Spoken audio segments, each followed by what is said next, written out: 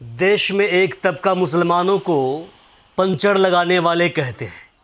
आज उसी पंचर लगाने वाले की बेटी ने, उसी पंचर लगाने वाली की जाबाज बेटी ने जो कारनामे किए हैं, जो उपलब्धि हासिल की है, वो उपलब्धि बड़े बड़े 30 मार खान की लड़की नहीं कर सकती है। वो उपलब्धि बड़े बड़े रईस के बच्चे नहीं कर सकते हैं। अभी हम मधेपुरा के मुरलीगंज में मौजूद हैं और हमारे साथ नफीसा अली जी बैठी है। वो नफीसा अली जिसने नीट यानी national eligibility cum entrance test examination pass की है। ये एग्जामिनेशन क्या होता है आपको हम बताते हैं। अगर किसी लड़के को, किसी नौजवान को मेडिकल की पढ़ाई करनी है, डॉक्टर बनना है, चाहे वो MBBS हो, BDS हो, BAMS हो, तो उसके लिए ये एग्ज़ाम पास करना होता है और फिर वो डॉक्टर की पढ़ाई के लिए आगे एडमिशन करवाते हैं कॉलेज के अंदर और फिर वो डॉक्टर बनते हैं। नफीसा अली जी, सबसे पहले आपको हम बधाई देना चाहेंगे। Thank you. ये उपलब्धि कैसे हासिल की आपने? ये उपलब्धि तो मम्मी पापा ने सपोर्ट किया, पढ़ाया, फिर मैंने मेहनत किया, एग्ज़ाम दिया, तो इसी से सफलता मिली है। एग्जामिनेशन की तैयारी करने के लिए कितने घंटे आप पढ़ती थी? एग्ज़ाम मेरी क्लास चलती थी सुबह 6:30 बजे से 1:30 बजे तक कोचिंग में। फिर उसके बाद फिर मैं आती थी हॉस्टल, फिर खाना खा के फिर मैं 2 बजे से 8 बजे तक फिर पढ़ती थी। फिर उसके बाद फिर मैं फिर 8 बजे रात का खाना खाती थी। फिर उसके बाद फिर मैं 2-2.5 घंटे फिर पढ़ती थी। तो लगभग मेरा पूरे दिन में 7 घंटा, मतलब अगर क्लास को छोड़ के 7 साढ़े 7 घंटा 8 घंटा कभी हो जाता था, इतना पढ़ती थी। फिर जब मेरी क्लासेस बंद हो गई तो 12-13 घंटे आराम से निकाल लेती थी पढ़ने के लिए, या उससे ज़्यादा भी हो सकता है, तो काउंट नहीं किया कुछ, लेकिन हाँ 12-13 घंटे तो निकालती ही थी पढ़ने के लिए। कहाँ पर रह करके पढ़ती थी आप, तैयारी करती थी? मैं कोटा में तैयारी कर रही थी, वहाँ पे कोटा में तैयारी, जी कोटा में। सोशल मीडिया का क्या योगदान है इसमें? सोशल मीडिया का, जैसे कि आजकल लोग यूट्यूब के मार्फत से पढ़ते हैं, ज़रिए से पढ़ते हैं, और कोई ज़रिए से पढ़ते हैं, तो उसका क्या योगदान है इसमें? अच्छा, सोशल मीडिया पे भी बहुत सारा हेल्प मिलता है। जैसे अगर क्लास में आपको कोई टॉपिक समझ नहीं आता है, कोई टीचर होते हैं कि जैसे टीचर तो अपना बेस्ट ही देते हैं, कभी किसी बच्चे को नहीं समझ आता है किसी टीचर का कोई टॉपिक, तो आप यूट्यूब पे या फिर कहीं भी बहुत सारी चीज़ें हैं, बहुत वीडियोज़ मिल जाती हैं अच्छे से, उससे भी समझ सकते हैं आप। तो मुझे भी कभी कभी कुछ टॉपिक मैंने यूट्यूब से भी देखा था, पर मेरे क्लास में बहुत अच्छी पढ़ाई होती थी, तो फिर मुझे तो सब कुछ क्लियर रहता था। बहुत बच्चे यूट्यूब से भी तैयारी करते हैं, तो उससे भी तैयारी हो सकती है। बस हाँ, अपना मेहनत तो अपना ही होता है। डॉक्टर बनने का निर्णय आपने इंटर पास करने के बाद लिया या फिर उससे पहले लिया? मैं जब 11th में एडमिशन लिया था तो मैंने तभी बायो लिया था, तो तभी मुझे पता था कि मुझे डॉक्टर बनना है। मम्मी पापा की भी यही ख्वाहिश थी कि बेटी को डॉक्टर बनाना है, तो इसीलिए तब से ही मैं लगी रही। 11th-12th में तो मैंने यहीं से पढ़ाई की है, मधेपुरा हॉली क्रॉस स्कूल में मैंने वहाँ से 12th किया। उसके बाद फिर मैंने तैयारी की है, उसके बाद 12th के बाद मैंने तैयारी की है नीट की। नीट में अपना स्थान पक्की करना बहुत बड़ी चुनौती है। नेशनल लेवल का एग्ज़ाम होता है। कितनी घंटे आप पढ़ाई करती थी ओवरऑल? ओवरऑल तो मैं 12-13 घंटे पढ़ लेती थी। अब कम से कम तो हर बच्चे को, अगर क्लासेस चल रही हैं तो उतना टाइम नहीं मिलता, 6-7 घंटे की तो क्लास ही चलती है, लेकिन अपना एक सेल्फ स्टडी का टाइम हर रोज़ 7 घंटा निकालना चाहिए, क्योंकि आप जितना मेहनत करोगे उतना सफलता मिलेगी, उतने अच्छे स्कोर आएंगे। क्योंकि नीट में कंपटीशन बहुत ज़्यादा है, काफ़ी बच्चे, सबसे ज़्यादा पूरे इंडिया में सबसे ज़्यादा इसी एग्ज़ाम में बैठते हैं। इस बार भी 21 से 22 लाख बच्चे बैठे थे, और सिलेक्शन कुछ का होता है, हज़ारों में सिलेक्शन होता है, 20,000 21,000 तक सिलेक्शन होता है। तो आपको मेहनत करने वाले का ही सिलेक्शन होता है। इसमें कोई ये नहीं है कि आप बहुत तेज़ हैं तो आप निकल जाएंगे, या फिर कोई कमज़ोर है तो वो नहीं कर पाएगा। जो मेहनत करता है वो निकल जाता है, और बहुत तेज़ से तेज़ बच्चे भी रह जाते हैं। आपके इस कामयाबी के पीछे किनका योगदान रहा है? मेरे मम्मी पापा का योगदान रहा है। उन्होंने मुझे बहुत सपोर्ट किया है। मेरा एक बार में तो नहीं हुआ था, तो फिर मैंने फिर से बोला कि मुझे चांस चाहिए, मैं एक बार और दूंगी। तो फिर उन्होंने बोला तुम्हें जो करना है तुम कर सकती हो। अगर उन्हें भी बहुत भरोसा था कि मैं कर लूँगी, और मुझे भी खुद पे भरोसा था कि मैं कर लूँगी।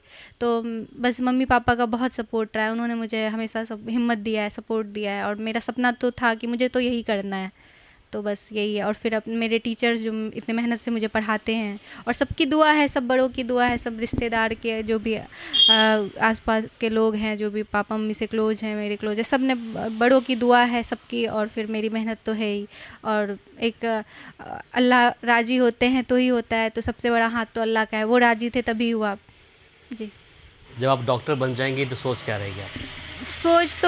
सोच यही है कि डॉक्टर बन जाऊंगी तो ईमानदारी से अपना काम करूंगी और फिर लोगों की सेवा करूंगी। डॉक्टर का काम ही यही होता है कि सेवा करना, लोगों के मरीजों को ट्रीटमेंट देना, उनकी सेवा करना। तो मैं अपना काम ईमानदारी से करूंगी और एक ईमानदार डॉक्टर बनूंगी इंशाल्लाह। कई सारे स्टूडेंट्स हैं जो नीट जैसे एग्ज़ामिनेशन को पास करते हैं या फिर किसी कैट के एग्ज़ामिनेशन को पास करते हैं, तो उनका कहना होता है कि देखिए, हमने अपने पापा से या फिर मम्मी से, अंकल से, भाई से प्रेरणा ली है।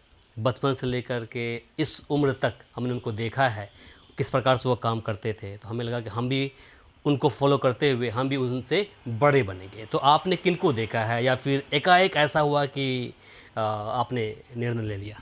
नहीं, मैंने बचपन से अपने पापा को देखा है। मुझे तो इंस्पिरेशन अपने पापा से ही मिला है। वो यहाँ प्रैक्टिस करते हैं, मैंने उन्हें बचपन से देखा है, वो इलाज करते हैं लोगों का। तो मुझे भी था कि मैं भी इलाज करूँगी। मैं बचपन से ही पापा को फॉलो कर रही हूँ। वो मेरे लिए बहुत इंस्पायर करते हैं मुझे, बहुत हार्ड वर्क करते हैं पापा। तो बस वो जो बताते वही कर रही हूँ उन्हीं। क्या आपको डर नहीं लगता था पहले बचपन में कि देखिए खून लेकर के आ गया, टूटे हुए हाथ लेकर के आ गए, या फिर कोई सर्जरी करवा रहे हैं, चिल्ला रहे हैं, तो डर नहीं लगता है? एक लड़की होने के नाते क्या आपको डर नहीं लगती थी पहले? नहीं, ऐसा कुछ नहीं है। छोटे थे तो इतना कुछ नहीं पता था, तो ऐसा कुछ नहीं है। डर क्यों लगेगा? आप किसी की कुछ लड़कियां ऐसी होती है जिनके शक्ल पर पिंपल्स होता है तो उसको फोड़ने में भी दिक्कतें होती है, रोती हैं, चिल्लाती हैं, और आप कैसे स्ट्रॉन्ग बन गई?